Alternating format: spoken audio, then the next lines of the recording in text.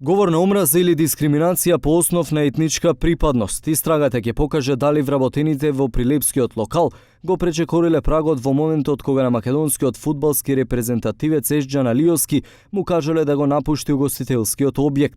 Инцидентот кој се случи вчера ја разбранува македонската јавност ќе добие разрешница во следните неколку денови, бидејќи полицијата го документирала целиот случај. Веднаш по добивањето на пријавата, Министерството за внатрешни работи, односно полициската станица во Прилеп, презема соодветни мерки и активности. Веднаш е пронајден сопственикот, направен е разговор со него, исто така направен е разговор со вработените во објектот.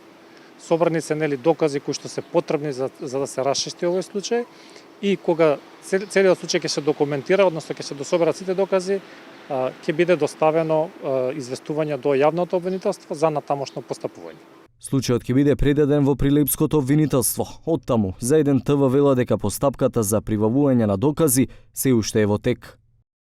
Во врска со наведениот настан обавени се информативни разговори и во тек е прибавувањето на докази за утврдување на постоење на кривично дело. Политиката и спортот не одат рака под рака. Новинарите не успеа да ги искоренат ваквите појави во општеството, навредливите скандирања на трибините, нетрпеливоста на спортските терени, но и надвор од нив.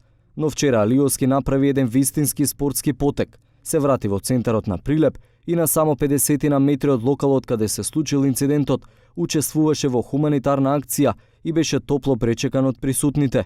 Сето ова беше регистрирано преку камерата на колегата Фуркан Салију. Грешка е направена голема. Тој сега чекаме, не, тој кај дојде да му даме адресот што играм во Ангелија. Да, сето е таман.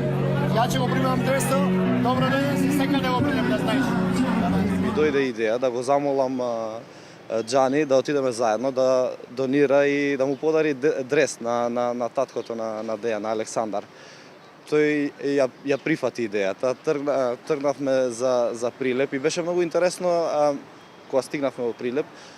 Цел град го знае Џани Алиовски. Ми беше чудно како можел како се вика келнерот да не го знае Џани, но нема врска. Има еден дел во изјавата.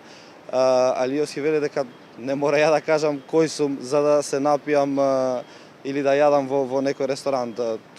Ова му се случува прв пат а он има шетано, играно во повеќе земји и беше несфатливо за него. Омразата не игра на наш терен, реагираше и Фудбалската федерација на Македонија, осудувајќи го настанот.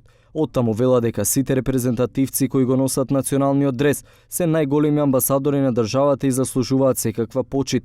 ФФМ ги повика институциите да го расчистат случајот со цел во иднина да не се повторуваат слични проблеми.